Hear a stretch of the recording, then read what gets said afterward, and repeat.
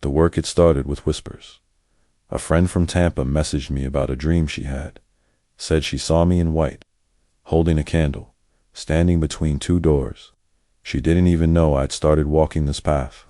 Said the dream scared her, but somehow felt safe. Then came a cousin, not the judgmental one. She called crying about her daughter seeing shadows in her room, hearing footsteps at night. I didn't have answers, but I listened. And something told me what to say. Leave a glass of water by the bed. Light a white candle.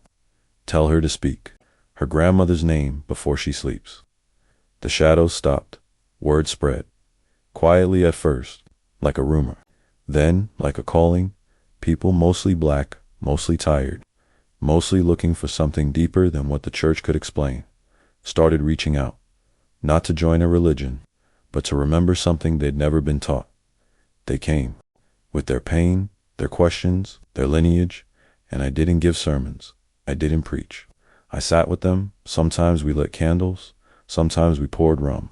Sometimes we just sat in silence until the ancestors started whispering through. Tears or memories or cold spots in the room. I met a woman named Naya, who had roots in Haiti but didn't speak Creole. She carried grief in her chest like an anvil. Together, we did a small ritual in the desert, just us, some herbs, and the wind. She said afterward it was the first time she'd felt her mother's presence since the funeral.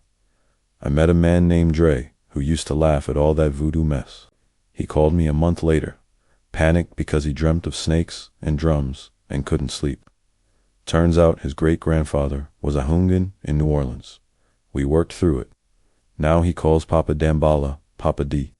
This became the work, not converting, not recruiting, but remembering. Helping folks reconnect to what was taken from them, their spiritual inheritance, their ancestral tools, their right to speak to the divine in a tongue older than chains. I started hosting gatherings. Small circles at first, just people and intention, talking, honoring, healing. No robes, no theatrics, just truth. And in that circle, I realized something. I wasn't alone anymore. I had community. Not just of the living, but of the dead, of the spirits, of the land. I found my purpose, not in being powerful, but in becoming a bridge between past and future, between the living and the dead, between broken and whole. And the more I walked in that purpose, the clearer it became. The ancestors didn't just choose me to wake up. They chose me to wake others.